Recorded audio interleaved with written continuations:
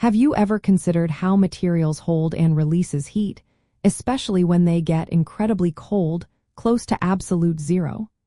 It turns out that at these extreme temperatures, the rules of everyday physics start to bend, revealing a fascinating quantum secret.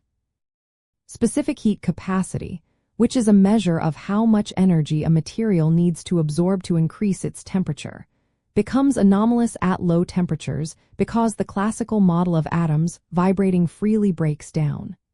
Instead, the quantum nature of atomic vibrations and electron behavior takes over, leading to a much lower and temperature-dependent specific heat. Classically, the Dulong-Petit law predicts that specific heat capacity should be roughly constant for most solids at room temperature. This law assumes that atoms in a solid vibrate independently and can store thermal energy continuously. However, as temperatures plummet, atomic vibrations, known as phonons, become quantized. They can only exist at discrete energy levels, meaning less energy can be absorbed to increase temperature. The dominant contribution at very low temperatures shifts to being proportional to the cube of the temperature, often described by the Debye model for nonmetals. For metals, there is an additional contribution from the electrons.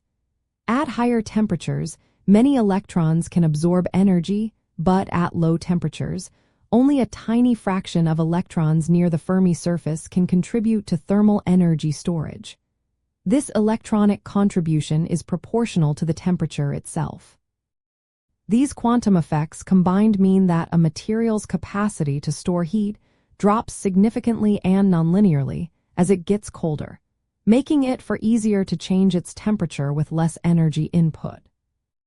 This deep understanding of specific heat anomalies is not just theoretical.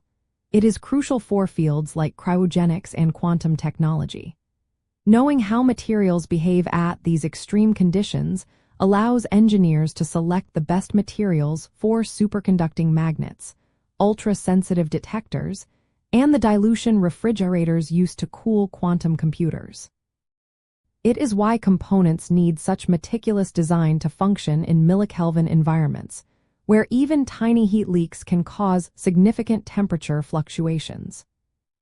Ultimately, the anomalous behavior of specific heat capacity at low temperatures is a powerful demonstration of quantum mechanics at work in condensed matter.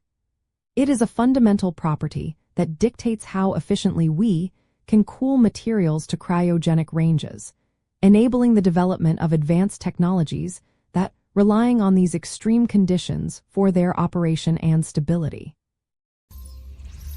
If quantum tech fascinates you, like, subscribe, and keep exploring with us.